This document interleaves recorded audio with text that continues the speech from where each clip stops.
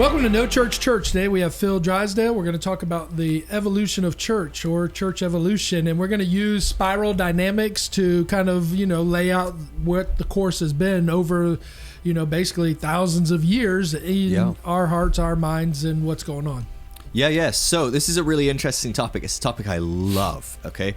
So some people like it, some people don't. But basically, it comes from a field of study called human psychological development, which is something that's about 80, 90 years old. And we basically, psychologists, were like, is there a way we can track that humans grow? They just grow a certain way. And so all over the world, different psychologists and different disciplines started to try and look at how humans developed over decades and decades. And then as the world became more global, they all started talking to each other. And what's interesting is we had about 50 different models. And some of these models you'll probably have heard of. Integral theory, spiral dynamics is very popular. Maslow's hierarchy of needs is a model of human psychological development, and you'll probably see some of that as we talk about spiral dynamics. But what they found is when they got together, while everyone had their own models, there's about 50 models from all over the world, they were all the same.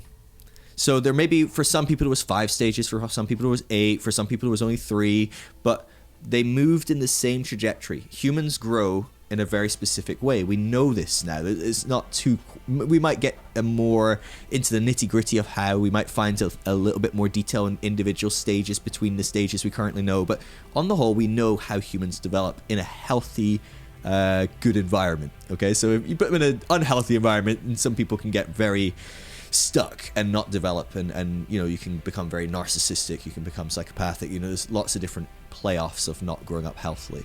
But generally speaking, they grow in this way. Now, the reason I like integral theory, or spiral dynamics as it's called, is there's quite a few stages. And so it allows us to kind of see things in a little bit more of a broken up kind of way. And then the reason I think this is so interesting is this works great for you and me. We'll go through these hierarchies of stages. We'll work our way through them.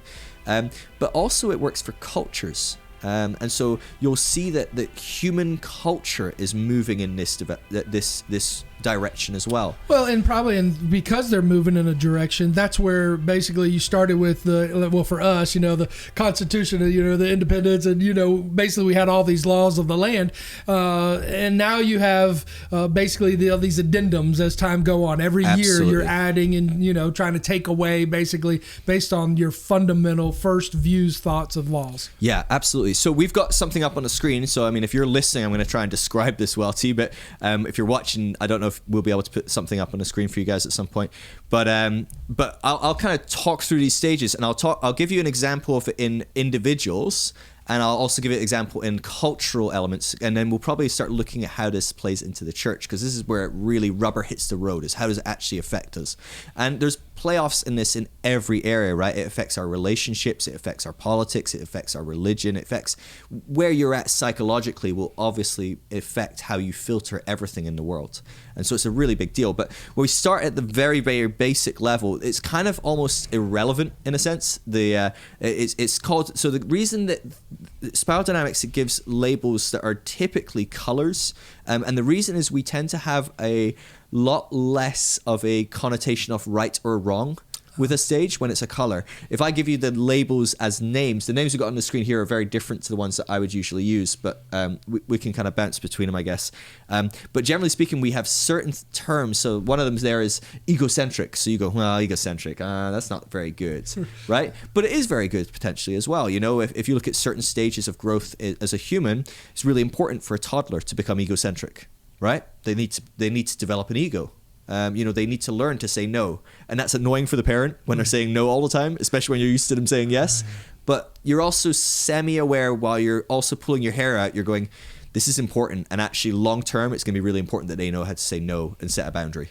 Well, my kid doesn't say no. She says, I don't love you. That's a whole nother level of boundary. Yeah. Dang it. Ouch. But yeah, so it's understanding these different stages. So the first stage is fairly primitive, and we might look at this if we look at culturally or individually. So individually, beige would be its most basic human function. It would be a baby, a baby. So the needs here, it lists as kind of the things that it values are food, water, procreation, warmth, protection, stay alive. right? That is all that matters at this stage. And so, most of us, we've moved beyond that stage, but a baby, that's all it does. It just screams until it gets its meat in that, kind of quietens down, and then screams again when it needs something, and it just knows, meet my needs and I'll be happy. Don't meet my needs, I will be unhappy. Culturally, that's probably, humans have moved quite a bit beyond that now, very much so. And so we're looking at, tens of thousands of years since humans have kind of been at that stage as a culture. But the next stage actually is a very interesting stage because it still probably exists. Purple, which is the next stage, which I'll usually call tribal, if I'm going to give it a label. We can think of this culturally as tribal communities. So you go into the deep, dark Amazon rainforest, and you'll probably still see some communities that operate on a tribal level. And so what they value are rites, rituals, taboos, superstitions, tribes, folkways, lores. And so they are the people that they say thank you to the deer that they just killed, and they pray to the spirit of the deer and say, thank you for letting us consume you. We promise not to waste any of you. We'll eat the meat. We'll use this. We'll use that. We'll make a rug. We'll make a cloak, or and they see spirits in everything. It's very religious. But it's very spiritual at the same time. There's a lot more of an open spirituality. Tribes tend to have lots of gods, not one god. Tribes tend to be very communal and very scared of other tribes. It's very much our tribe is the only way. And so as in individuals, this is a very small, a very young age as well. So this is babies starting to shift into very early toddler. They start to communicate a bit. They start to realize that, if instead of screaming, they can actually say, I need to pee, or, food or something like that, and they can get their own bowl of cereal. And so for basically them, it's family. To some degree, yeah. Right. So at this stage, they, generally speaking, children at this age don't even know that there's another person. They still see it as one person in some sense. So we're talking very, very early age, before probably about 18 months or so, really young. But they're starting to communicate. They're starting to, have a bit more autonomy, but it's very cohesive, very group. The next stage, stage red, which is often called warrior stage. Now that is your toddler stage, right? And we've all met some warrior toddlers, right? So what the warrior stage, red stage, is all about gratification, glitz, conquest, action, impulsive, lives for the now. It's got heroes, it's got victims. It's very egocentric, right? It's all about me. And so what happens is it suddenly wakes up to this idea of like, hey, I'm an individual. And yeah, this family is fine, but I could get my own way if I want. And so it's the toddler realizing, I'm going to say no now. And in a civilization, it's more like this tribe works fine as a cohesive group, but I could be in charge of the tribe if I use my force, right? If I threaten violence, or if I'm strong enough, I can be in charge. And in a warrior culture, it's always the strongest that will be in charge. And so you might find this kind of stage will have... if you go into a prison, there'll be a lot of people at stage red, stage warrior. Very egocentric. I want, I take. So I'll steal that. I'll rape that. I'll kill that. That's very stage red in the way it thinks. And so we actually see stage red still as part of the world in a lot more of a case than stage purple. There's not very much living at tribal stage anymore, but there's quite a bit living at stage red. Even in America, you'll find some little pockets here and there that can be stage red. Somewhere like where this would play out in a Christian community is somewhere like the Westboro Baptist Church, very stage red. Or you might find the more extreme fundamentalists in maybe Islam can be stage red. The kind of like, we'll strap a bomb on and we'll go kill some. We're going to take by force. We're going to behead people if they're wrong. That kind of thing is very stage red, very warrior. It's all about strength. It's all about control. It's all about me. And so, but what's interesting is, so this stage is basically the stage that the Bible emerges in. The Bible emerges kind of on the cusp of coming out of tribal and going into warrior. It's why we've got all of Israel going to war against every other country and anywhere near it, and taking over. And God is the strongest. Whichever nation wins is the country that wins, which means that God is their God, and the God that wins is the strongest God. And, there's all these kind of connotations. We conflate God with going to war and winning. And if we lose, we must have upset the gods. And if we win, well, our gods are just more powerful and right, and we did something right. It's all very warrior centric, and as we get to the time of Jesus, we're starting to see the world shift, and even Israel is starting to shift into a new season. And so this next stage is called traditional. And so in a human individual level, this is when your kids start to get about 5, 6, and they start to let go a lot more of their ego. And they start to realize, well, ego is good. I like getting my own way, but also it doesn't really work all the time. And actually, it doesn't make me many friends, right? And actually, there's maybe some ways I could actually operate within some sort of system here, and we could all win. And so this is where your kids from like 5 right through to probably 9 to 11, depending how quickly they grow up, they quite like some structure, some organized rules, some regulations. They want to know who's in charge. And so if we look at the next stage, stage blue, it's often called traditional stage. Stage blue really values meaning, discipline, traditions, morality, rules. It lives for later. It's got saints, it's got sinners, it's got in, it's got out. And this stage really, what it wants is certainty, safety, and security, right? And so you think of that young child, just wants safety, wants security, wants to know it's okay. And this is where, we look at healthy families that work through these stages well and bring their kids up through these stages, bring up very healthy children. People that don't get to grow up through these things, people that don't have a safe, secure, certain environment at these kind of early years can grow with a lot of wounds that they need to work through. But what this looks like in society is what we see, in the kind of antiquity period of history. So we're looking at Greece, Rome, maybe the Babylonian Empire towards the end of it, where basically we've moved from nomadic tribes of a few thousand people living together to suddenly 1 million people in an empire. Or in the Roman Empire, several million people.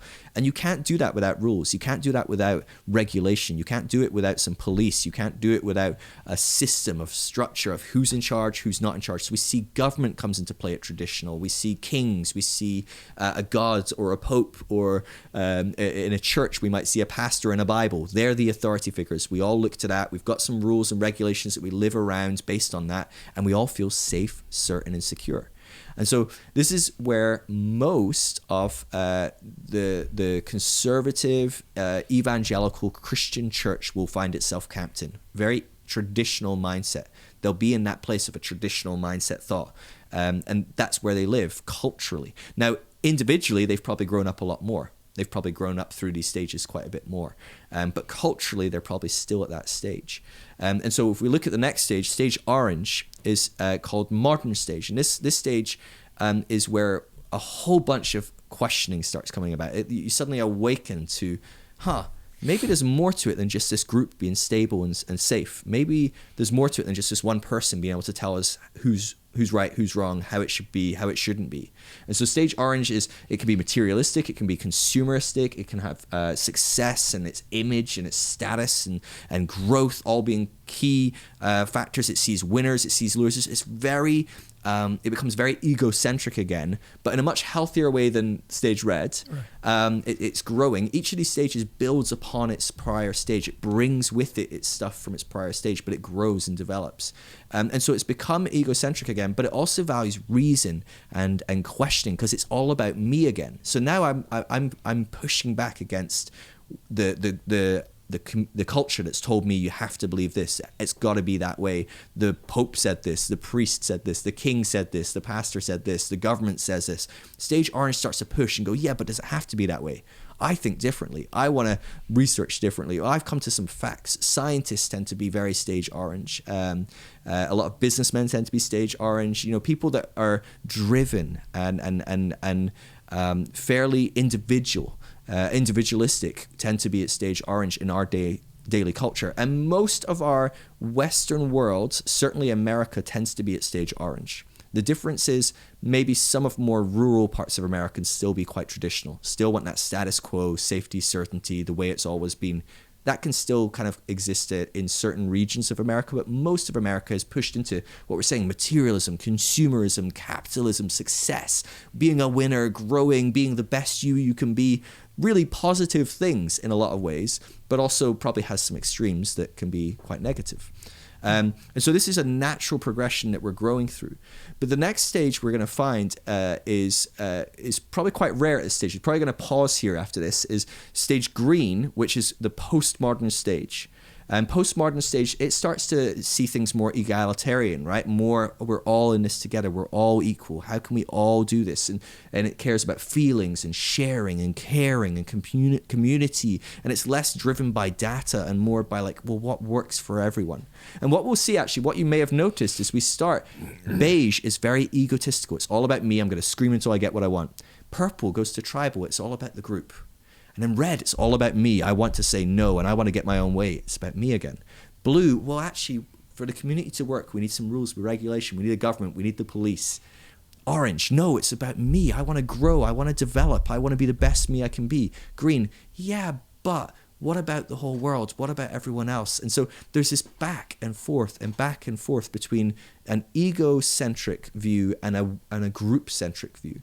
And what's interesting is each time the ego gets a little bit more holistic and a bit more healthy, so it's still about me, but it's healthy. It's healthier, so I'm not just screaming until I get my way. I'm not just yelling no. Now I'm just thinking, no, I want to think about things for myself and pursue that, but I do care about other people. People at stage orange still want to operate in society. They're not trying to break the law necessarily or cause anarchy. So we're growing and developing, and then the group think that's growing gets broader at each stage. So initially tribal, it's very small. Stage blue, well, maybe it's my city or my nation. Well, stage green starts being, well, we're all in this together. The whole world, we're all in this together. Mm-hmm. And so there's some further stages. We won't go into those because those are probably like a little bit too far off in the distant future, and we're probably not really, most of us are probably not likely to live into a society that looks too like that. Well, even like if you think about green, which, basically I know a lot more people are caring about gay people. Mm-hmm. I mean, they're not demonizing them. They're saying, what about their feelings, Yep. and even changing their perspective on religion to include them, so where traditional, now they're including, people who are going through these things. So that would be feelings and sharing and community and Yep. stuff like that. So, I mean, we definitely see, I think even this nation, entering into, or definitely already at the green, absolutely, portion. And so no one is ever at one stage. I think this is an important thing to say. So cultures are never just one color, and individuals are never just one color as well. We've got different parts of us probably engage at different elements. So you're a very business-driven person, right? So your business-driven mentality probably leans quite heavily orange. Realistically, it's very success. It's driven. It's like, how do I get the numbers to add up so I can profit, so I can pay my employees, so I can, retire, so I can, pay for my kids' college fund or whatever. It's very, very data-driven. How do I succeed? How do I do the best I can in my business?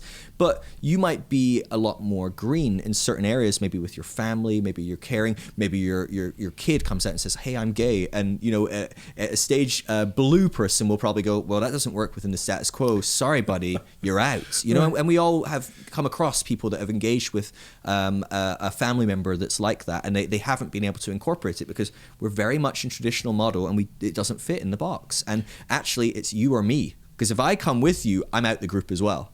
And so, unfortunately, I push you away. Well, I know that for like me, I have a sister-in-law who's gay, and I kind of did this right and wrong, based on my traditional thinking of my group, of the church that I go to. My thought is, you can't be gay and be a Christian. Mm-hmm. Ouch, she's out. I'm staying here, and then here, as time's going on, I'm like, hold on, there's lots of things I do that would be considered quote unquote sin.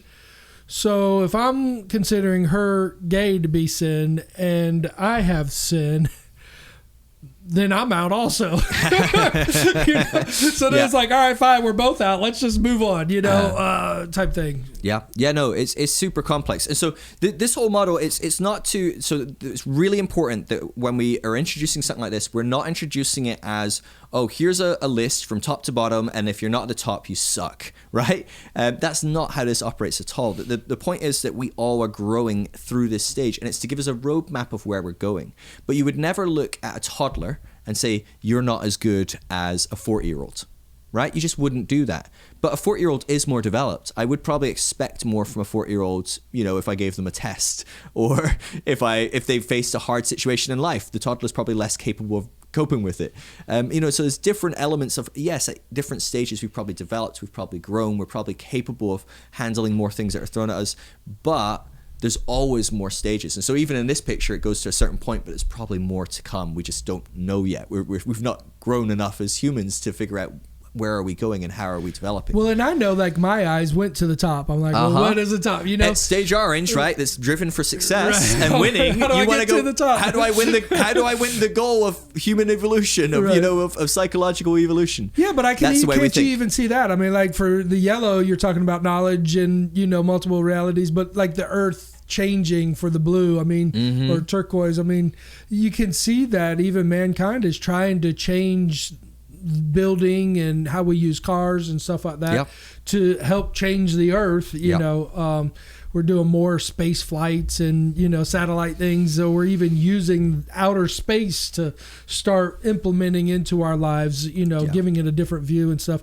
I know my 4-year-old just even last night was like, ooh, I want to be like my big sister who's a 10, and so I do think it is interesting, and should it be kind of our driven goal to go to the next level, not always staying at food, water, protection, housing? On the whole, that should be the goal. So what's interesting about psychological development, so as a culture, this can take thousands of years to go from one stage to another. So we have to be aware that if you look at a church and go, oh, you're at stage blue traditional, well, the goal is for you to be orange. Yes, maybe that is, if we're taking a step back and saying, we all want to grow and develop and move on.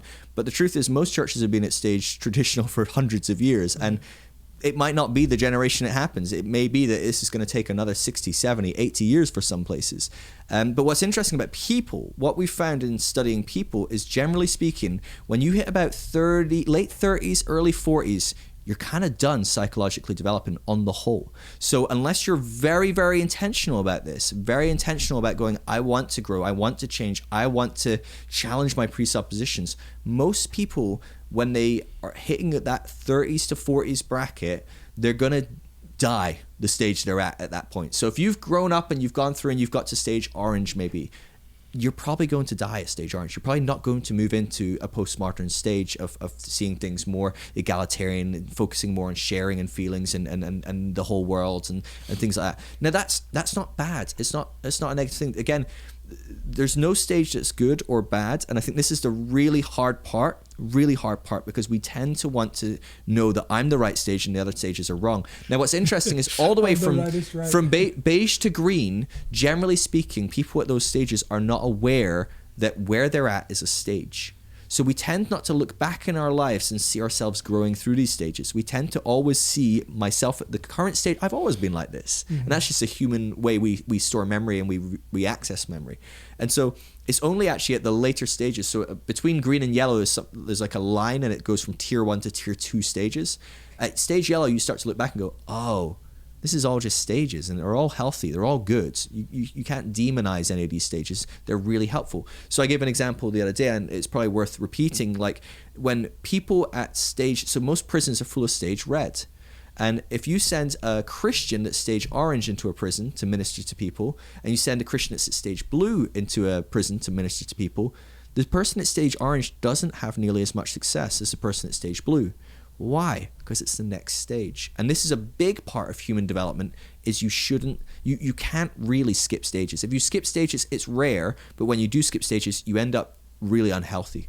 There's some really important stuff that needs to be developed that doesn't get developed. It can be really unhelpful and unhealthy.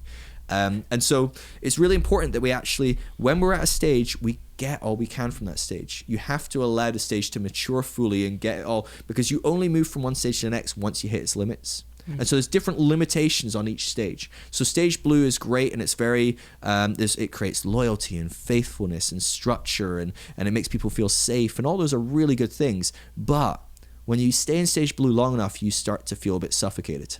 You start to feel a bit like, I'm giving up a lot here so that we can all kind of function well as a society. But what about my dreams? What about my passions? Like, what about, the opportunity for everyone to achieve all they can achieve? It feels like we're kind of like... well, in the church, basically the pastor would say, I'm the head of this government, of this household, and you are going to serve for 20 or 30 years, which is very stale and stagnant for somebody for 20, 30 years, waiting for the pastor to die to hope that he doesn't give that ministry to his kid. And then, all this time has passed you, so stay on stagnant. Absolutely. So what we're seeing in the church today, so what's interesting is most of the, so let's look at like maybe the United States. Most people in the United States are between blue and orange on the whole. Day in, day out, they're probably at orange, but when they go into the church building, they suddenly switch to blue. So they're kind of in a mixture of the two. Now, what's interesting is as the church slowly starts to evolve and shift into more orange models, it has to change. It's got to adapt, or people will leave. And this is what's happening, right? 2,500 people leaving every day, the church. So people are walking away from the church because it's not ticking their boxes. It doesn't allow free thought. It doesn't allow them to pursue their own ideas and to explore their own kind of expressions. Or it moves into orange and becomes quite toxic, right? So we look at the kind of the qualities of some of the orange is materialism and consumerism and capitalistic kind of growing for the sake of growth and just becoming the biggest thing we can possibly be. We talked about that as the church. Sometimes that can be a very, very real reality of some churches. They're just growing for the sake of growing. They want the biggest numbers. They want the biggest tithes. They want the most amount of jets that any pastor has. It's like, oh, this is all the dark side of church. None of us look at that and go, that's a healthy thing. And maybe some of us do, I don't know. But, so there can be very negative elements at any stage as well. So there's a real reason some people at stage blue look at stage orange and go, I don't want that. I really don't. That looks really bad. Or perhaps a good example might be a lot of people at stage orange, very capitalistic, very success-driven again, tend to vote more right-wing leaning. Typically, because it's generally speaking speaks more to those qualities. Left-leaning often speaks more to more compassion and caring for the poor and things like that. And those are two good qualities of each party, right? So there's bad qualities of each party as well. I'm just choosing these two good qualities. But what's interesting is we tend to demonize the other qualities because orange struggles with green and green struggles with orange. So we're constantly struggling with each other in these stages, but we don't really realize these are all just stages we grow through. These are stages that we embrace and incorporate. If we do it healthily, we will bring the prior stage with us and let go of the limitations of it and incorporate the new good stuff from this new stage. And so an example of orange might be that you are a pastor that's successful and you're growing a church and you're building a great big church, but you suddenly realize this is great and we've got great numbers, but people are falling through the gaps. We've got single mums. I've got another jet and there's single mums at this church that can't pay the bills. And you're starting to realize something's not adding up here. And so you're seeing the limitations of your system that worked really well when you had one perspective, and it has probably benefited a lot of people. Maybe many people have been saved. Many people are having a very real good experience. Maybe they're becoming better people, better husbands, better wives, whatever it looks like. But you're starting to see there's something not quite right. Some of our systems here benefit one set group more than the others. So you start to think quite a little bit more green. Is this benefiting everyone? What about the small guy? Not just me, the pastor. And so you start to move on. You're probably not going to let go of having a great church that's full, that's growing, that's developing. You're going to bring some of that with you. You're going to bring those orange traits with you. But you're going to start to go, but yeah, should I really buy another jet? Maybe we should actually start up a homeless fund or a single moms fund or a whatever, And you see this in businesses. Some businesses grow and they develop and they are just, all they care about is growing and development. And then at a certain point, the CEO it seems like they suddenly switch everything in their beliefs and they go, well, it's great that we've grown the biggest oil company in the world, but man, we killed a lot of fish dumping oil into the Gulf, right? Or whatever, Maybe we should change that. Maybe profit isn't more important than looking after the world that we're in. Maybe that we can do both. And so it's each stage balances out the prior stage, and then it will introduce its own problems, and then it will need to move on to the new stage to balance out those problems. And then they will find new problems in that stage. And so it's just a constant growth. It's constant. But no stage is wrong or right. And so it's really important that we don't beat ourselves up. We don't look at the church and we're in and go, oh, this is the wrong stage. But it is helpful when we go, maybe I'm at stage orange and the church I'm in is at stage blue. Maybe this isn't going to work. Maybe it's not going to function very well right now for me. Well, and there's a lot of people who will go to church and they're not feeling committed or, is this the right church? And then you wander around 5 or 6 churches. Is it because you're going to a lot of blue churches and you're looking for an orange church or looking for a green church? Or, absolutely. And if you don't understand spiral dynamics, then you don't understand that This is what's isn't happening right. to me. Yeah. And the thing, so it's things like, so in Europe where I'm from, Europe is mostly coming out of modern and mostly in postmodern. So this orange into green kind of gap, that's just the stages that the culture that we're in is in. A lot of churches are still very blue. So they're really struggling. And that's why Europe, Christianity is seen as a thing of the past. We're a post-Christian culture. You know, and and so even talk Christianity's about your dying away. churches. You were kind of describing, the sizes and basically some of the programs or how you guys operate in churches. Talk about that. Yeah. So, I mean, in the UK, I remember looking at American churches and thinking, this is insanity. I can't even fathom the size of churches, how they operate, how many staff members they have. I grew up and every church I had ever been to had one person on staff, the pastor. And he did a lot, but everyone chipped in. The whole church ran the church. We don't have a youth pastor. We just have 4 or 5 people that chip in and run the youth, and probably the pastor's there half the time as well. We don't have a pastor that does home visitation. We just have people in the church do home visitation. So again, this is probably quite postmodern element, the green stage, where we're all kind of like fairly trying to be quite equal. So everyone's chipping in. We're all part of this community together.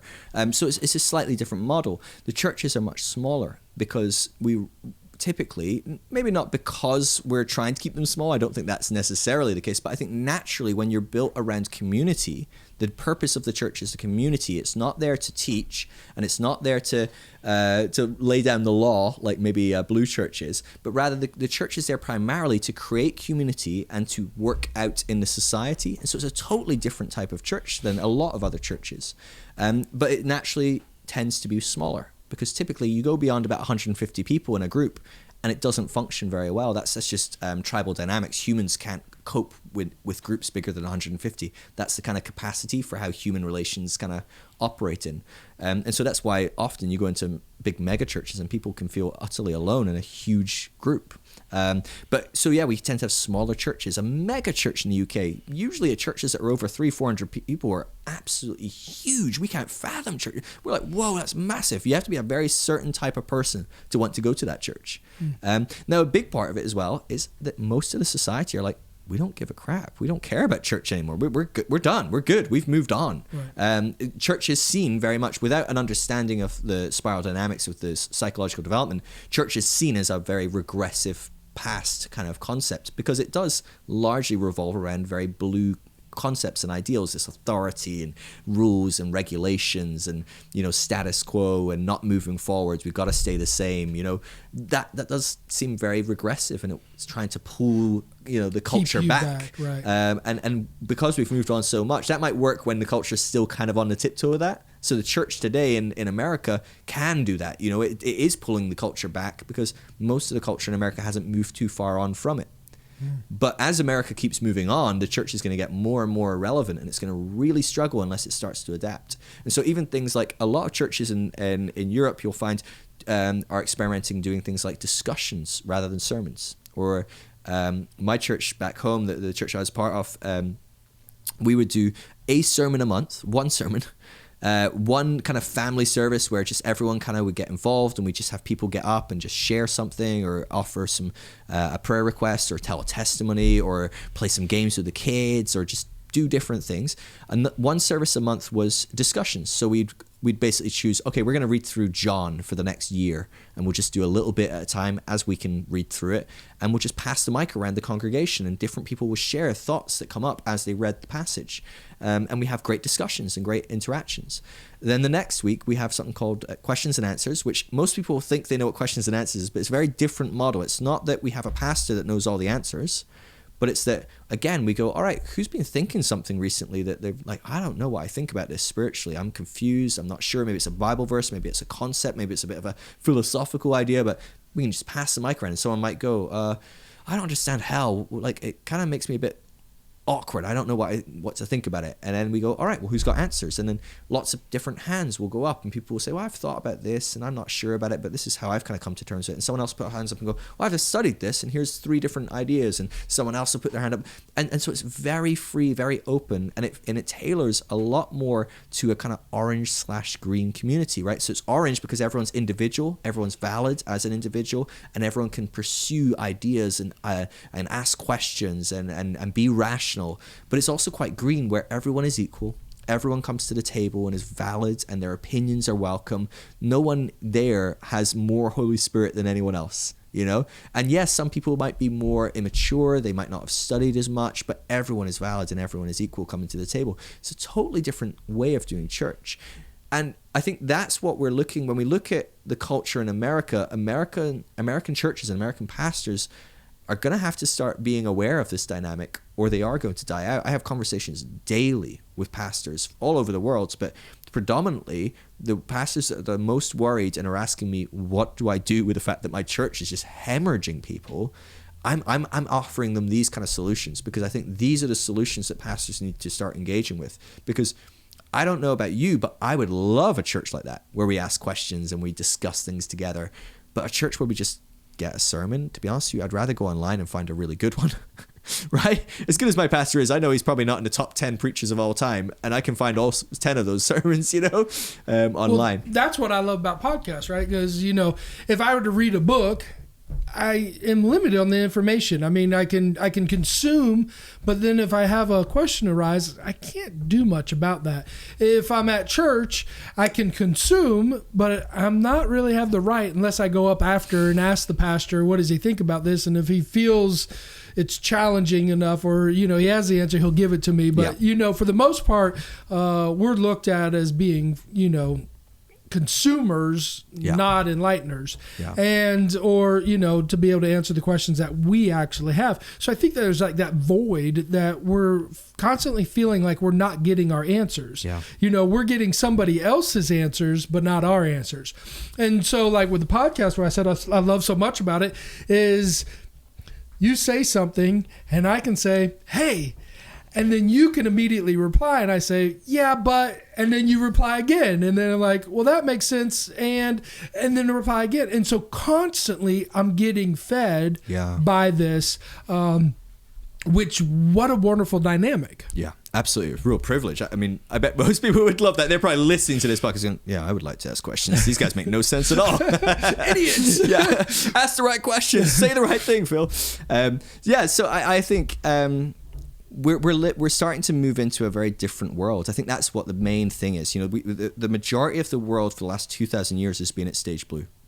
Up until the Enlightenment, that was where we were. And as of the Enlightenment, we started to move into orange. But it's taken us a couple hundred years to really get that underway. And even still, we're still on the cusp of it in a lot of the world. And the vast majority, you go into Africa and Asia, they're very much still at blue. Very much. And so... they're far from moving into the kind of modern stage, maybe a couple places here and there. And so we're kind of forging ahead, and we don't really have a model, especially Europe, which is really pushing forward. And it scares everyone because Europe are crazy, right? But also they're also pioneering some of the most beautiful stuff there is. And so with every stage there's good and bad, and there's an element of like, the danger is that with there being at every stage of good and bad, if you're comfortable in your current stage, you're only going to see the bad of the other stages. You're not going to see the good. And so you see this again and again and again. It's a bit like the Democrat-Republican element I mentioned. Democrats and Republicans never can tell you the 5 things they love about the other side. I don't know why, because there's probably loads about each side that are doing fantastic things and believe fantastic things, because it's such a complex and heated and multi-faceted element. Politics, I mean, there's probably hundreds of thousands of political issues. I'm sure they've got 5 things you can agree with, but we focus on what we don't for all. like. I can see why a Democrat would say healthcare for all. That is very helpful to serve people, Yeah, absolutely. But then I'm sitting there thinking about the finance, and I'm like, I don't know, Yep. Or socialism, I can see where that would help the poorest of the poor. The problem is it doesn't help the richest of the rich. No. And so then and I can look at Republicans and I can say, well, I can see why capitalists, but then, I can see where Democrats say we should tax more so that we can get some more of that money so that we can fund something. I can see both sides openly and honestly and say, that makes sense. Yep. but the way that we're going about it doesn't make sense. Yeah, it tends to be very black and white. So we do this in all the different ways. And so what happens in the church, when we're very comfortable with status quo, we're very comfortable with our certainty, with our safety, we're very happy just trusting the pastor, who trusts the seminary, who trusts, we just trace back at some point and no one's asked any questions for about 300 years or something, but we're very happy with this model. It's very easy for them to see someone who starts asking questions as a threat and be very scared. And so this is another element that's really important, is we can't demonize people who are at any stage.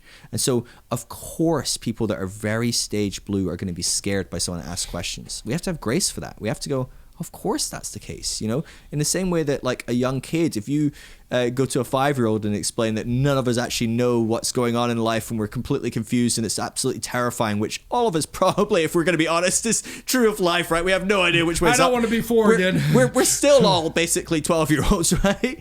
And so there's an element of like, that would terrify a young child. They need some certainty. They need some stability. And it's the same for people that culturally are at that stage in the church. They need the stability. Don't question their hell. They are really comfortable knowing that there is a hell and I'm not going there. Right. If you start questioning it, well, what does it look like? And maybe I am going there. Don't freak me out, And so there's an element where certain people at each stage are ready to be pushed or ready to be nudged. They've started to get to the limitations of their stage.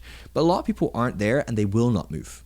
And we've all met that person. We've all had a conversation with the person and you're like, this is not ready to pop. We're not going to go there, Right. So you have a conversation with someone and it's about whatever. And they can kind of see your arguments, but you can see them just every time they start opening up and going, oh yeah, that kind of makes sense. But then they shut down. You can go, they're just not ready. They're too scared to move on. And that's okay. It really is okay.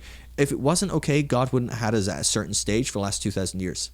He can operate with that. Well, I even loved the other night we were, in kind of a Q&A and somebody, they didn't want to say the question, like they didn't want to open a can of worms, but they wanted to open the can of worms, Yep. And they're like, ask about being gay, because I got some friends who are gay, and like they even stated. And so, that's kind of where you're talking about with the blue is, the tradition. Well, gay is not fit in our tradition. Yeah. But then with the orange, I've got these questions because I got really great quality friends and people who are gay and seemingly don't want to change and convert back to what traditional people call man and woman, you know? And so, and it's almost like she was a little bit hesitant coming out of the blue. Mm-hmm. Am I safe in this orange area? Is this safe? Because I know if I've misread it and this is actually a blue environment, people are going to, like that, they're going to turn on me potentially, right? If we were very, very traditional blue people and she misread it and she says, I've got friends that are gay and I'm just wondering, is it okay? We might have really jumped down. Absolutely not. Right? It's very possible. And in saying that, a lot of pastors are very gracious and very understanding and very caring. They're not going to jump down your throat necessarily, but I know many also will. So it just depends. It's a bit of a dice roll, that one, but I think it's being more conscious. So the reason I love to talk about this is it helps us understand maybe a little bit of where we are. Now, I will say this, based on this very short introductory kind of concept, do not try and like peg yourself too quickly. I have 17 hours of teaching on this and it's short, it's too short. But it goes through each of the stages for about 3 hours each, and really goes in. And so if you really want to dive into this, I would encourage you to really do some deep study on it. But when you start to understand it at least roughly, oh, that's where someone is at. Not so, because the danger is we come out of this, right? Maybe we're at stage orange and we come out and go, blue, what are you going to do? Classic blue, or we become very judgmental. That's not the goal at all. The reason that we understand the stages is so we can interact with people at a healthy way, right? So you don't look down on a teenager and go, teenagers, what a bunch of idiots. You go, oh, teenagers are probably starting to understand that their parents don't have all the answers. They're starting to explore. They're starting to ask their own questions. They're starting to form their own ideas. I can come alongside someone like that and get alongside them and really help shape that and encourage that in a really healthy way. Or I can go, you're teenagers, you know nothing. What are you, you don't really know anything. You just think you know everything at this stage in life. two very different approaches, right? One's the judgmental stage that just shuts down any conversation, shuts down my opportunity to really help them and encourage them. The other opportunity is that the other way is to look at where they're at and engage with them in a totally different way than I'd engage with some of my other peers, but helps them grow, helps them develop, helps them get the most out of the stage they're at. And I think that's what we're looking to do here. Yeah, no, 100%. Like I see my kid, he's 12 years old, and he holds his 8-year-old sister in a different regard than he holds his 4-year-old sister. Yeah. And he's patient and kind and can kind of move in and out of these different things and see where they're at and be tolerant of her 4-year-old level and be tolerant of an 8-year-old level, when he's 12. I don't know that I'm as tolerant, because, just saying, if I feel like I'm somewhere, I think sometimes both of us clash heads, if it's a blue, if it's a yellow, if it's a green, there is some clashing, and that is some understanding of, I once was blue, like you were talking huge. About that's with teenagers. I once was a teenager. I should be able to relate to them better.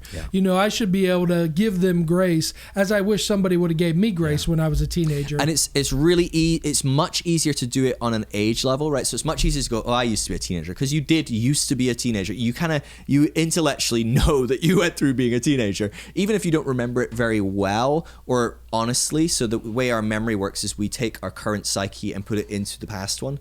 So we almost kind of misrepresent who we were in the past when we draw up memories. It's a fascinating concept and a fascinating. I was a great looking guy. That's all I remember. Yeah, exactly, right? It's delusional. Right. You bring it back. No, so we do that, but at least we can kind of go, oh yeah, they're a teenager. I used to be one of them, so I can at least go, well, I used to be like that.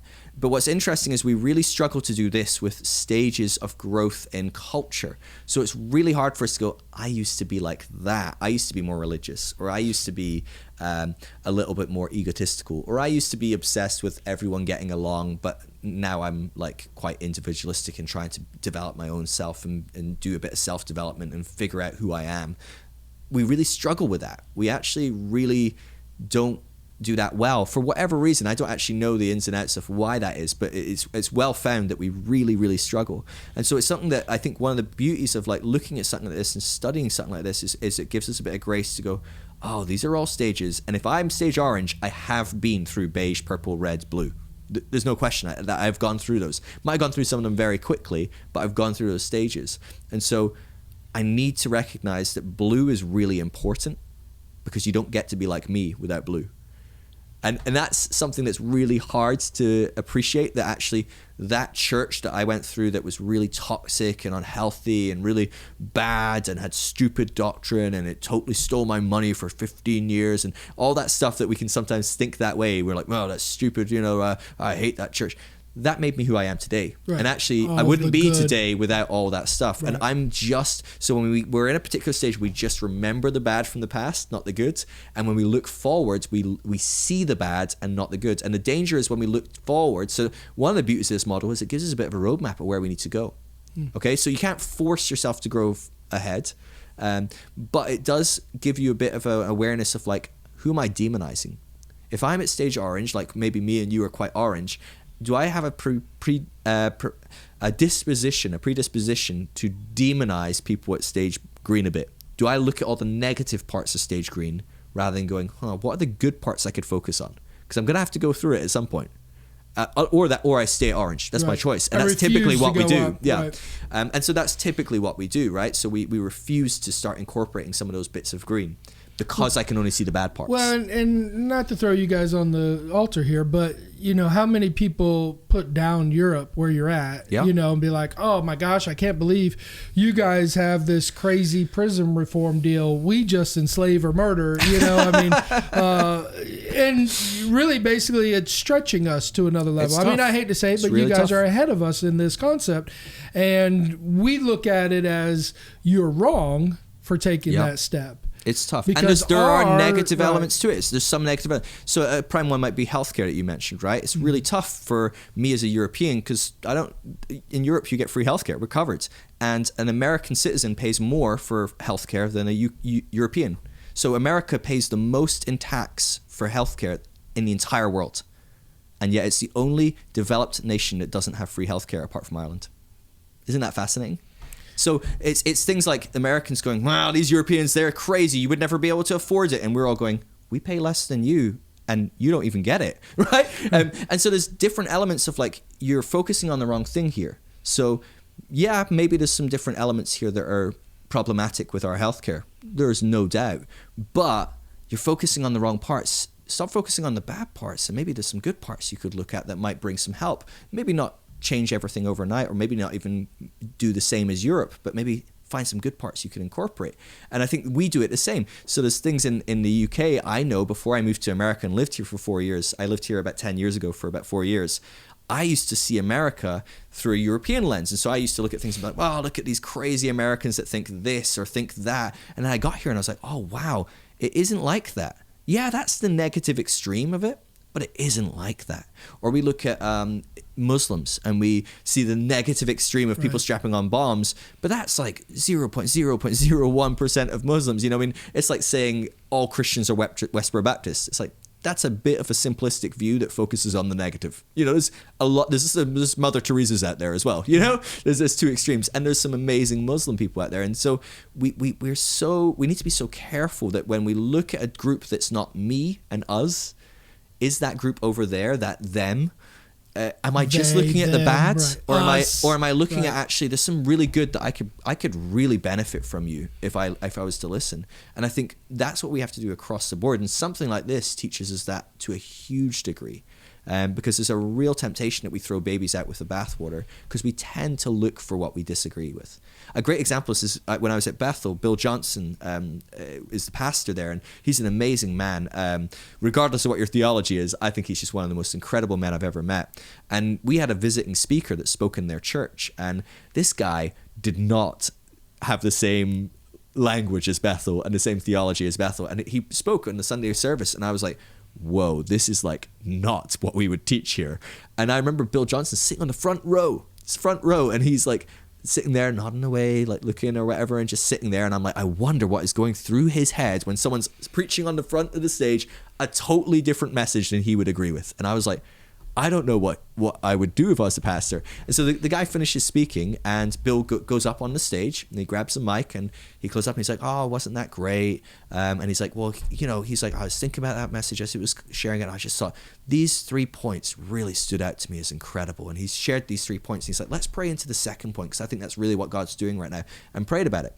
Now, what's fascinating is I got the opportunity to, I can't remember if I spoke to him or a friend spoke to him, but somehow my memory's not good enough to go back 10 years. But someone spoke to him and they were like, how did you do that? Because he did not share a quote unquote Bethel message. And he said, when I listen to messages, I'm not listening for what I disagree about. I'm listening for what's good and challenges me and encourages me and I agree with. And I was like, wow, that's really, really interesting. He's able to listen to someone that's saying so many things that he totally disagrees with, but there's stuff there that he might be benefited from. It might challenge him and he might change. And there's also plenty of stuff he probably agrees with, right? Like what we were saying with a Democrat Republican example. If you sit a Democrat and Republican down and talk about all sorts of things, they probably agree on lots. You know, how do you raise your family? Probably agree on a lot. You know, how do you love your wife? Probably agree on a lot. You know, there's lots that we agree on here that we can benefit from. And some of the things that we say differently, you'd be like, whoa, you do that? That's a really cool idea. You know, you might, I'm sure you, on your marriage podcast, right? I'm sure you have people on that you're like, I don't agree with you every way. Maybe you vote a different way. Maybe you go to a different type of church I would. But they say something about how they interact with their partner. And you're like, whoa, that's an amazing insight that I can learn from. Yeah. Hopefully, right? That's how we think. But I think a lot of the time we don't do that. I think a lot of the time we're on the defense. Oh, you're from that group over there. So I'm just waiting to hear the thing that lets me dismiss you. Oh, you said it. You said the thing about whatever, right? We do this with all sorts, with religion. Oh, you said it. God's works like that. No, I'm not on board with that thing. You're one of those religious people. And it's like, well, he probably said like 10 other amazing things that you could have focused on. Right. And so I think that's the beauty of this model is it highlights how quick we are to demonize the other. Because often the other is either who we've been or who we're going to be. Wow. And so that's the danger. And because if you're demonizing who you're going to be, you're intentionally stopping yourself from being able to grow. And that's really scary to me. Well, really, and really I scary. know they've even talked about that from a standpoint of business where it's like, if you think all rich people stole, cheated, absolutely, then you're gonna intentionally not become rich because you're gonna be considered a wicked self-sabotage, person. Right, because I don't want to be one of those people that only gains money from ill-gotten gains, or right. And of course there's some really terrible rich people out there. There's people become wealthy through greed and all sorts sometimes as well, right. But plenty of people become wealthy through being incredible people. That darn Bill Gates. Absolutely, yeah. Well, Bill Gates was a pretty unethical guy at some points, and he would say it himself, but he's making up for it. By God, he really is. Right. But yeah. So anyway. You said you got a 17-hour course on this. Where do we go to get that connected with that? All of my material is over on thegracecourse.com. It's all free. Everything there is completely free. And I look at every stage in detail. So I have an introductory video, but then I've got every stage in detail. And then I look at each stage and I'll break apart what Christianity looks like at each stage as well. So it's a really interesting way to see how faith might be evolving and how Christianity can look at each stage, which might be really interesting. I will give a warning. If you're listening to this talk and you're thinking you're maybe blue-orange, you may be very scared of where Christianity might be going, because it is really very different. The Christianity is going to naturally evolve and change over time in one way, shape, or form. And so that's just a little warning before you dive in the deep end. And so it's a lot of in-depth stuff, but it's really helpful. I've found it one of the most helpful models that's helped me see the world. There's lots of other models out there, though, so I think any model that kind of clicks with you is a great model to look into, because it will help you see people around you a lot better. And I'm also willing to chat with people as well. So if you want to message me on Instagram or Facebook, I'm really happy to chat as well. So I'm just Phil Drysdale, PhilDrysdale, or Phil Drysdale Ministries on Facebook. But yeah, I'm always happy to chat on DMs or whatever if people have questions. So yeah. Thanks for coming. Until next time. Thanks for having me.